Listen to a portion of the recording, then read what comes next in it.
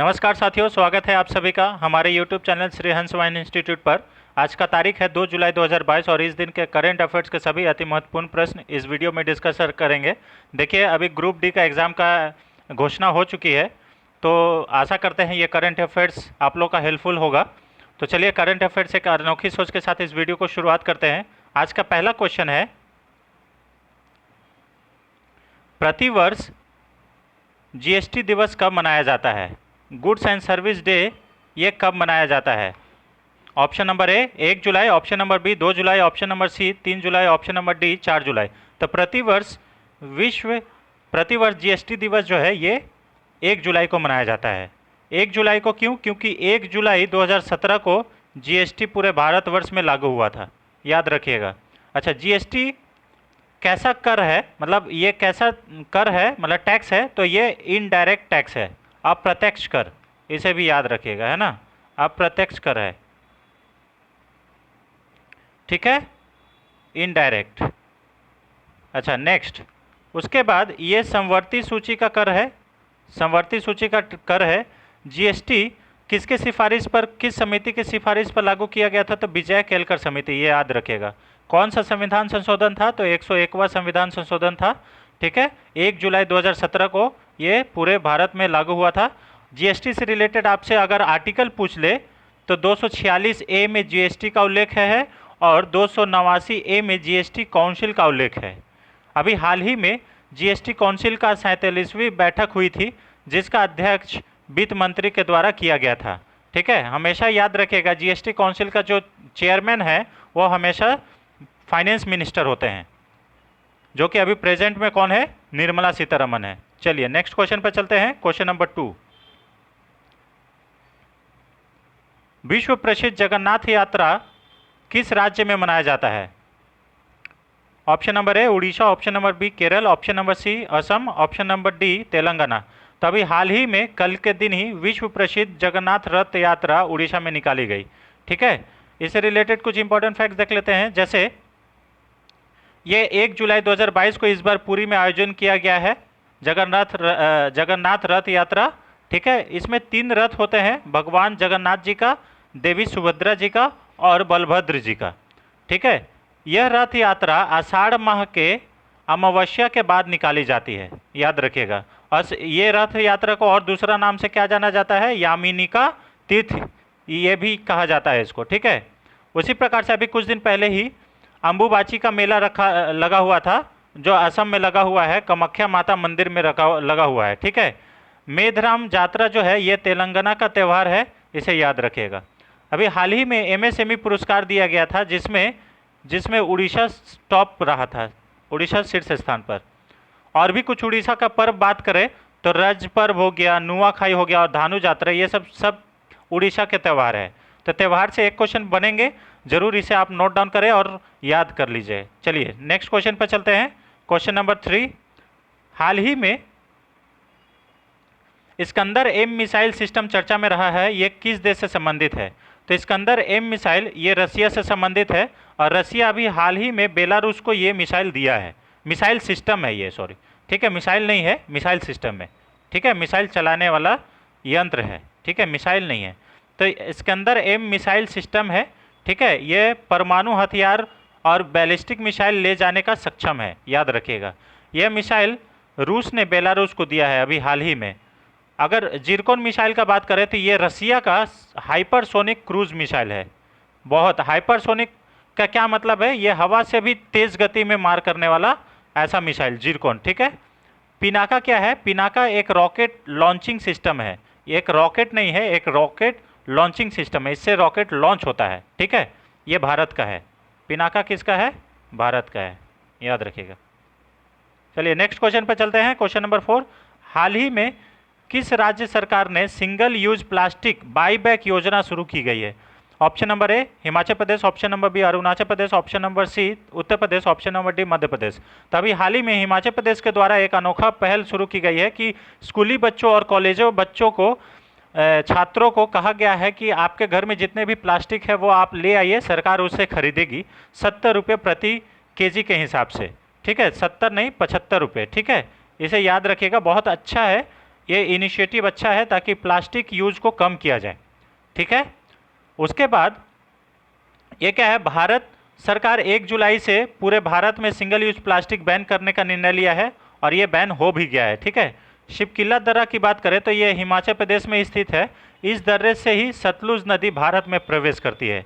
ये बहुत इंपॉर्टेंट है, अक्सर पूछा जाता है कि भारत में सतलुज नदी कहाँ से प्रवेश करती है, तो शिवकिला दर्रा से प्रवेश करती है। अटल सुरंग की लंबाई अगर आपसे पूछ ली जाए तो लंबाई है 9.02 किलोमीटर, ये याद रखिएगा, और ये भी हिमाचल प्रदेश में स्थित है। अटल सुरंग किसको किससे जोड़ता है, तो लेह को मनाली से जोड़ता है, याद रखिएगा, बहुत इंपॉर्टेंट क्वेश्चन है। अटल सुरंग से एक ना एक क्वेश्चन तो जरूर बनेगा, क्योंकि इसे अभी हाल ही में देखिए बेस्ट इंफ्रास्ट्रक्चर का अवार्ड मिला है। अटल सुरंग को बेस्ट इंफ्रास्ट्रक्चर का भी अवार्ड मिला है। 100% एलपीजी गैस कनेक्शन वाला राज्य अगर आपसे पूछ ले तो ये भी हिमाचल प्रदेश है, याद रखिएगा। अगर 100% हर घर जल वाला राज्य पूछ लिया जाए तो ये गोवा है, बहुत इंपॉर्टेंट है। 100% एलपीजी गैस कनेक्शन वाला राज्य हिमाचल प्रदेश और 100% हर घर जल वाला राज्य गोवा।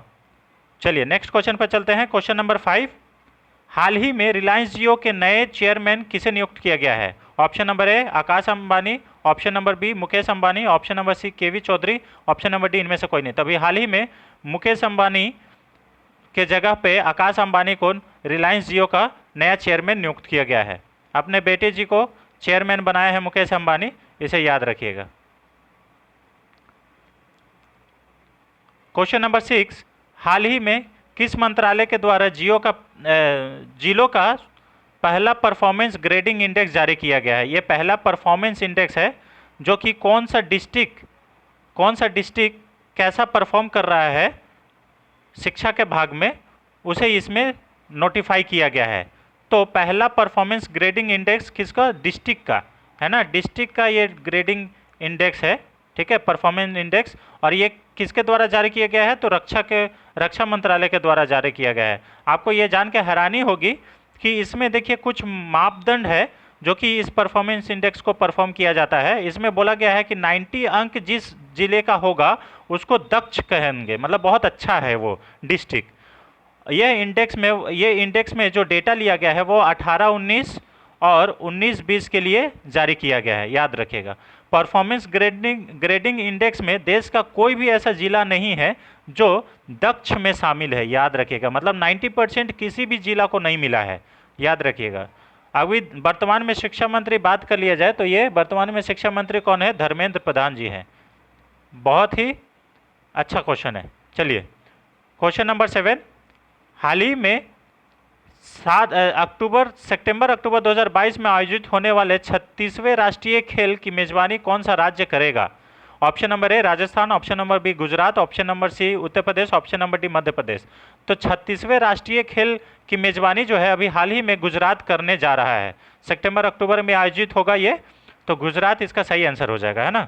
इससे रिलेटेड कुछ इंपॉर्टेंट फैक्ट देख लेते हैं। जैसे खेलो इंडिया यूथ गेम्स, ये कहाँ हुआ था? हरियाणा का पंचकुला में हुआ था। और खेलो इंडिया यूथ गेम्स का शुभंकर क्या है? धाकड़ है। और इस गेम्स में हरियाणा शीर्ष स्थान पर रहा था, याद रखिएगा। खेलो इंडिया यूनिवर्सिटी गेम्स भी हुआ था, ये कहाँ किया गया था? बेंगलुरु में आयोजित किया गया था।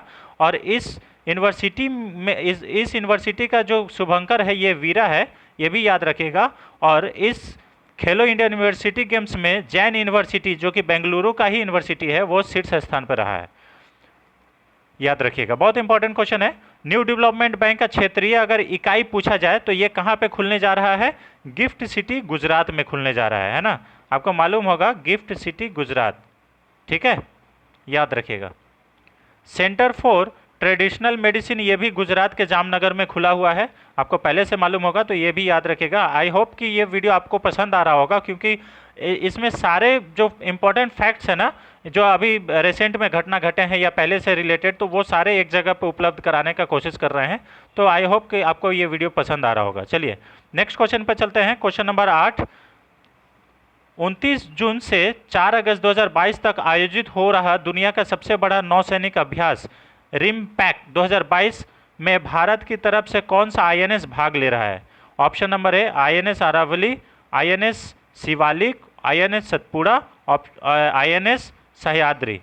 तो ये दुनिया का सबसे बड़ा युद्ध अभ्यास रिमपैक जो है, रिंग ऑफ पैसिफिक ओशन इसका पूरा नाम है, ठीक है, रिम ऑफ पैसिफिक ओशन है ना, पैसिफिक ओशन में ये होने वाला है, इसलिए इसके बोला गया है पैसिफिक ओशन, ठीक है।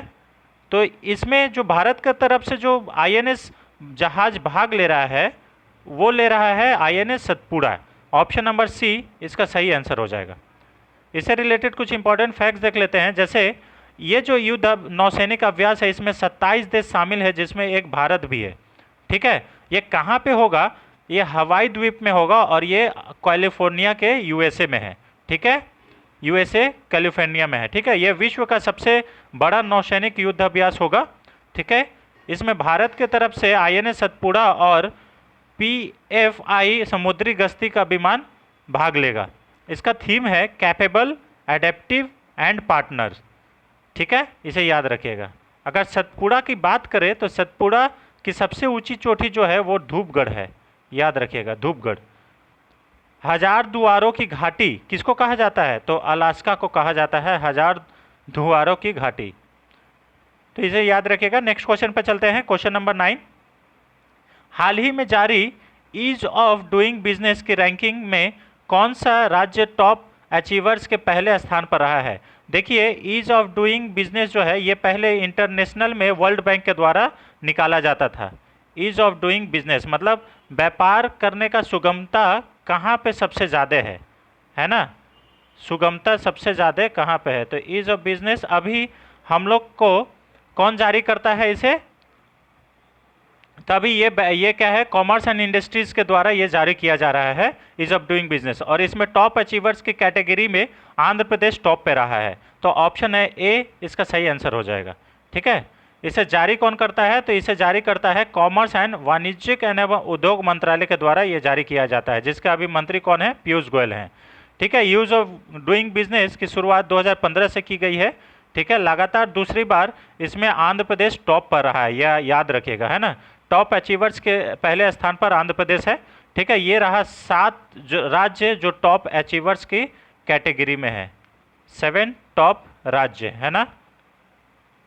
पहले स्थान पर आंध्र प्रदेश, गुजरात, हरियाणा, कर्नाटक, पंजाब, तेलंगाना और तमिलनाडु, ये टॉप अचीवर्स की कैटेगरी में है, या इन राज्यों में व्यापार करना सुगमता है, ठीक है। आज का लास्ट क्वेश्चन, क्वेश्चन नंबर 9। हाल ही में दुनिया के सबसे बड़े इनोवेशन कैंपस टी हब 2.0 का आयोजन जो है ये कहाँ पे किया गया है? 2.0 का आयोजन जो है ये कहाँ पे किया गया है? 2.0 का ये कहाँ पे किया गया है? तो इसका आयोजन जो है ये हैदराबाद में किया गया। ऑप्शन है ए इसका सही आंसर हो जाएगा, ऑप्शन नंबर ए जो है इसका सही आंसर हो जाएगा। ये हैदराबाद में किया गया है, और पहला वाला जो भी है वो आईआईटी हैदराबाद में शुरू किया गया था, जो कि 2015 में किया गया था। दूसरा टी हब जो रहा है ये रायदुर्ग हैदराबाद में किया गया है, जिसमें 300 करोड़ की लागत लगी है, ठीक है। इसमें तेलंगाना के मुख्यमंत्री इसका शुभारंभ किए हैं। अगर तेलंगाना का ही बात करें तो आपको मालूम होगा कुछ दिन पहले फरवरी महीना में ही 5 फरवरी को नरेंद्र मोदी के द्वारा एक स्टैचू ऑफ इक्वलिटी का स्थापना किया गया था, ये भी हैदराबाद में है। और ये किसका स्टैचू था? तो संत रामानुजनाचार्य की मूर्ति थी, ठीक है। विंग्स इंडिया की बात करें तो विंग्स इंडिया जो है ये बेगमपेट हवाई अड्डा हैदराबाद में ही आयोजित किया गया था। और संत रामानुचार्य का जो मूर्ति का जो लंबाई है, ऊंचाई है, ये कितना मीटर है, ये कितना फीट है? तो 216 फीट है, याद रखिएगा इसे भी।